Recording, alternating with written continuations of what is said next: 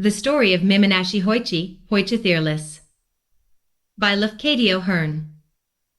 More than 700 years ago, at Denora, in the straits off Shimonoseki, was fought the last battle of the long contest between the Haika, or Tara clan, and the Genji, or Minamoto clan. There the Haika perished utterly, with their women and children, and their infant emperor likewise now remembered as Antoku Tenno. And that sea and shore have been haunted for 700 years. Elsewhere I told you about the strange crabs found there, called Haika crabs, which have human faces on their backs, and are said to be the spirits of Haika warriors. But there are many strange things to be seen and heard along that coast. On dark nights thousands of ghostly fires hover about the beach, or lit above the waves' pale lights which the fishermen call onabi, or demonires, and whenever the winds are up, a sound of great shouting comes from that sea, like a clamor of battle. In former years, the Haika were much more restless than they now are. They would rise about ships passing in the night, and try to sink them, and at all times they would watch for swimmers, to pull them down. It was in order to appease those dead that the Buddhist temple Amidaji was built at Akamagasaki. A cemetery also was made close by, near the beach, and within it were set up monuments inscribed with names of the drowned emperor and of his great vassals, and Buddhist services were regularly performed there, on behalf of the spirits of them. After the temple had been built, and the tombs erected, the Haika gave less trouble than before, but they continued to do queer things at interval, proving that they had not found the perfect peace. Some centuries ago there lived at Akamagasaki a blind man named Hôïchi, who was famed for his skill in recitation and in playing upon the biwa. From childhood he had been trained to recite and to play, and while yet a lad he had surpassed his teachers. As a professional biwa-hoshi he became famous chiefly by his recitations of the history of the Haika and the Genji, and it is said that when he sang the song of the Battle of Denora even the goblins, Kijin, could not refrain from tears. At the outset of his career, Hôïchi was very poor, but he found a good friend to help him. The priest of the Amidaji was fond of poetry and music, and he often invited Hôïchi to the temple, to play and recite. Afterwards, being much impressed by the wonderful skill of the lad, the priest proposed that Hôïchi should make the temple his home, and this offer was gratefully accepted. Hôïchi was given a room in the temple building, and, in return for food and lodging, he was required only to gratify the priest with a musical performance on certain evenings, when otherwise disengaged. One summer night the priest was called away, to perform a Buddhist service at the house of a dead parishioner, and he went there with his acolyte, leaving Hôïchi alone in the temple. It was a hot night, and the blind man sought to cool himself on the veranda before his sleeping room. The veranda overlooked a small garden in the rear of the Amidaji. There Hôïchi waited for the priest's return and tried to relieve his solitude by practicing upon his biwa. Midnight passed, and the priest did not appear. But the atmosphere was still too warm for comfort within doors, and Hôïchi remained outside. At last he heard steps approaching from the back gate. Somebody crossed the garden, advanced to the veranda, and halted directly in front of him, but it was not the priest. A deep voice called the blind man's name abruptly and unceremoniously in the manner of a samurai summoning an inferior. Hôïchi. Hôïchi was too much startled, for the moment, to respond, and the voice called again, in a tone of harsh command. Hôïchi. Hi, answered the blind man, frightened by the menace in the voice. I am blind. I cannot know who calls. There is nothing to fear, the stranger exclaimed, speaking more gently. I am stopping near this temple, and have been sent to you with a message. My present lord, a person of exceedingly high rank, is now staying in Akamagasaki, with many noble attendants. He wished to view the scene of the Battle of Denora, and today he visited that place. Having heard of your skill in reciting the story of the battle, he now desires to hear your performance, so you will take your biwa and come with me at once to the house where the august assembly is waiting. In those times, the order of a samurai was not to be lightly disobeyed. Hôïchi donned sandals, took his biwa, and went away with the stranger, who guided him deftly, but obliged him to walk very fast. The hand that guided was iron, and the clank of the warrior's stride proved him fully armed, probably some palace guard on duty.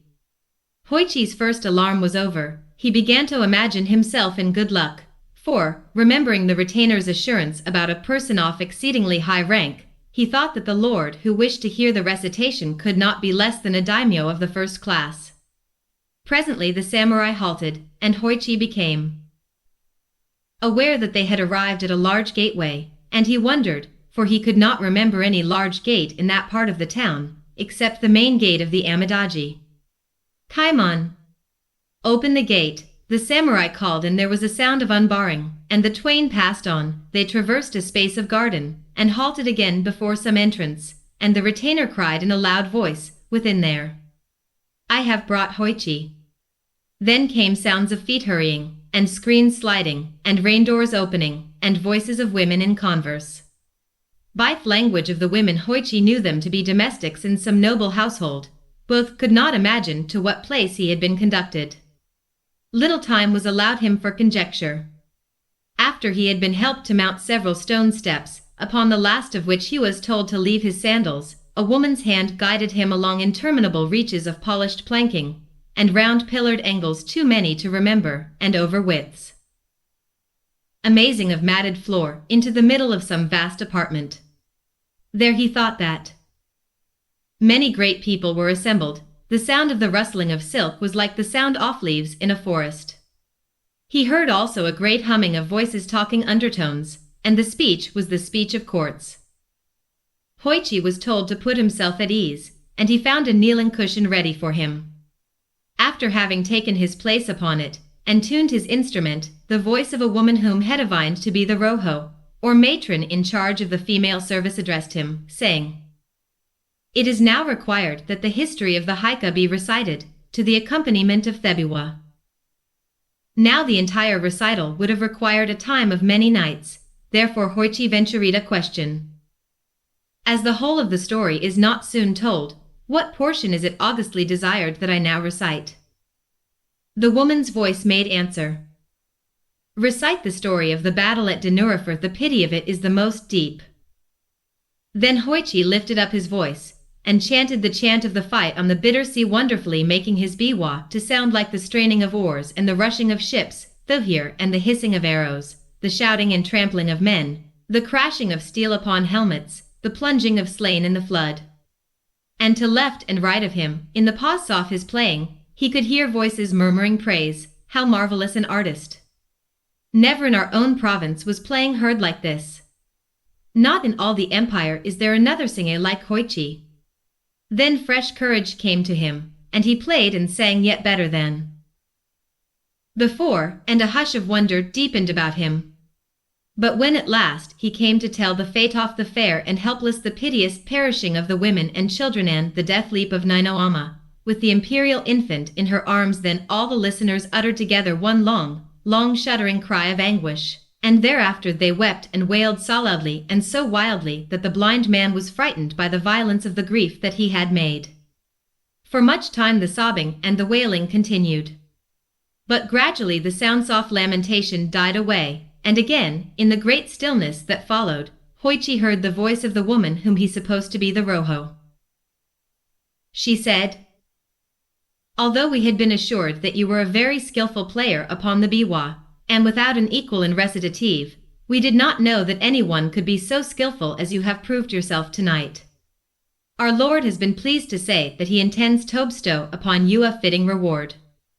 But he desires that you shall perform before him once every night for the next 6 nights, after which time he will probably make his august return journey. Tomorrow night, therefore, you are to come here at the same hour. The retainer who tonight conducted you will be sent for you. There is another matter about which I have been ordered to inform you. It is required that you shall speak to no one of your visits here, during the time of our Lord's august sojourn at Okamagasaki. As he is traveling incognito, he commands that no mention of these things be made. You are now free to go back to your temple."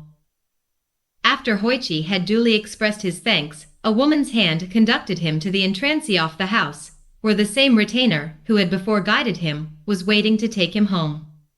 The retainer led him to the veranda at the rear of the temple, and there bade him farewell.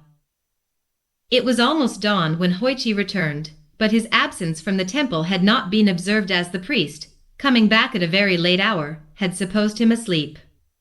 During the day Hôïchi was able to take some rest, and he said nothing about his strange adventure. In the middle of the following night the samurai again came for him, and led him to the august assembly, where he gave another recitation with the same success that had attended his previous performance. But during this second visit his absence from the temple was accidentally discovered, and after his return in the morning he was summoned to the presence of the priest, who said to him, in a tone of kindly reproach, "We have been very anxious about you, friend Hôïchi. To go out, blind and alone, at so late an hour, is dangerous. Why did you go without telling us? I could have ordered a servant to accompany you. And where have you been?" Hôïchi answered, evasively, "Pardon me, kind friend. I had to attend to some private business, and I could not arrange the matter at any other hour." The priest was surprised, rather than pained, by Hôïchi's reticence. He felt it to be unnatural, and suspected something wrong. He feared that the blind lad had been bewitched or deluded by some evil spirits. He did not ask any more questions, but he privately instructed men servants of the temple to keep watch upon Hôïchi's movements, and to follow him in case that he should again leave the temple after dark. On the very next night, Hôïchi was seen to leave the temple, and the servants immediately lighted their lanterns, and followed after him. But it was a rainy night, and very dark, and before the temple folks could get to the roadway, Hôïchi had disappeared. Evidently he had walked very fast, a strange thing, considering his blindness, for the road was in a bad condition. The men hurried through the streets, making inquiries at very house which Hôïchi was accustomed to visit, but nobody could give them any news of him. At last, as they were returning to the temple by way of the shore, they were startled by the sound of a biwa furiously played in the cemetery of the Amidaji. Except for some ghostly fires such as usually flitted there on dark nights, all was blackness in that direction. But the men at once hastened to the cemetery, and there, by the help of their lanterns, they discovered Hôïchi sitting alone in the rain before the memorial tomb of Entoku Tenno, making his biwa resound and loudly chanting the chant of the Battle of Danura. And behind him, and about him, and everywhere above the tombs, the fires of the dead were burning, like candles. Never before had so great a host of onabi appeared in the sight of mortal man. "Hôïchi-san, Hôïchi-san," the servants cried, "you are bewitched. Hôïchi-san." But the blind man did not seem to hear. Strenuously he made his biwa to rattle and ring and clang. More and more wildly he chanted the chant of the Battle of Danura. They caught hold of him, they shouted into his ear, "Hôïchi-san, Hôïchi-san, come home with us at once." Reprovingly he spoke to them. "To interrupt me in such a manner, before this august assembly, will not be tolerated." Whereat, in spite of the weirdness of the thing, the servants could not help laughing.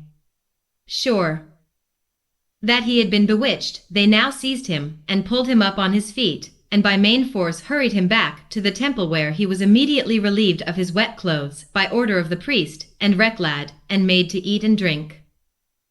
Then the priest insisted upon a full explanation of his friend's astonishing behavior. Hôïchi long hesitated to speak. But at last, finding that his conduct had really alarmed and angered the good priest, he decided to abandon his reserve, and he related everything that had happened from the time of the first visit of the samurai. The priest said, "Hôïchi, my poor friend, you are now in great danger. How unfortunate that you did not tell me all this before. Your wonderful skill in music has indeed brought you into strange trouble. Why, this time you must be aware that you have not been visiting any house whatever, but have been passing your nights in the cemetery, among the tombs of the Haika, and it was before the memorial tomb of Entoku Tenno that our people tonight found you, sitting in the rain. All that you have been imagining was illusion except the calling of the dead. By once obeying them, you have put yourself in their power. If you obey them again, after what has already occurred, they will tear you in pieces. But they would have destroyed you, sooner or later, in any event. Now I shall not be able to remain with you tonight. I am called to perform another service. But, before I go, it will be necessary to protect your body by writing holy texts upon it."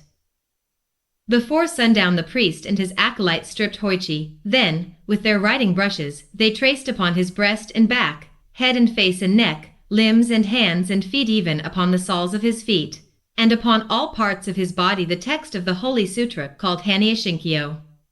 When this had been done, the priest instructed Hôïchi, saying, "Tonight, as soon as I go away, you must seat yourself on the veranda, and wait. You will be called. But, whatever may happen, do not answer and do not move.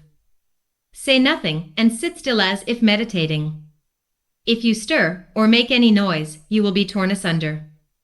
Do not get frightened, and do not think of calling for help, because no help could save you. If you do exactly as I tell you, the danger will pass, and you will have nothing more to fear." After dark the priest and the acolyte went away, and Hôïchi seated himself on the veranda according to the instructions given him.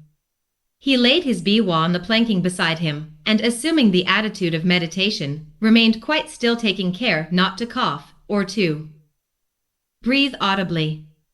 For hours he stayed thus. Then, from the roadway, he heard the steps coming. They passed the gate, crossed the garden, approached the veranda, stopped directly in front of him. "Hôïchi," the deep voice called. But the blind man held his breath, and sat motionless. Hôïchi grimly called the voice a second time. Then a third time savagely. "Hôïchi." Hôïchi remained as still as a stone, and the voice grumbled. "No answer, that won't do. Must see where the fellow is." There was a noise of heavy feet mounting upon the veranda. The feet approached, deliberately halted beside him. Then, for long minutes, during which Hôïchi felt his whole body shake to the beating of his heart, there was dead silence. At last the gruff voice muttered close to him. "Here is the biwa, but of the biwa player I see only 2 ears. So that explains why he did not answer. He had no mouth to answer with. There is nothing left of him but his ears. Now to my lord those ears I will take in proof that the august commands have been obeyed, so far as was possible." At that instant Hôïchi felt his ears gripped by fingers of iron, and torn off. Great as the pain was, he gave no cry. The heavy footfalls receded along the veranda, descended into the garden, passed out to the roadway, ceased. From either side of his head, the blind man felt a thick warm trickling, but he dared not lift his hands. Before sunrise the priest came back. He hastened at once to the veranda in the rear, stepped and slipped upon something clammy, and uttered a cry of horror, for he saw, by the light of his lantern, that the clamminess was blood. But he perceived Hôïchi sitting there, in the attitude of meditation, with the blood still oozing from his wounds. "My poor Hôïchi," cried the startled priest, "what is this? You have been hurt?" At the sound of his friend's voice, the blind man felt safe. He burst out sobbing, and tearfully told his adventure of the night.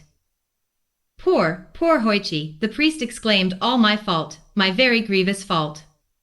Everywhere upon your body the holy texts had been written except upon your ears. I trusted me acolyte to do that part of the work, and it was very, very wrong of me not to have made sure that he had done it. Well, the matter cannot now be helped. We can only try to heal our hurts as soon as possible. Cheer up, friend, the danger is now well over. You will never again be troubled by those visitors." With the aid of a good doctor, Hôïchi soon recovered from his injuries. The story of his strange adventure spread far and wide, and soon made him famous. Many noble persons went to Akamagasaki to hear him recite, and large presents of money were given to him. Sothat he became a wealthy man. But from the time of his adventure, he was known only by the appellation of MimiNashiHôïchi-Hôïchi-the-Earless. Thank you very much for listening to a Japanese ghost story, the story of MimiNashiHôïchi by Kenchan Channel.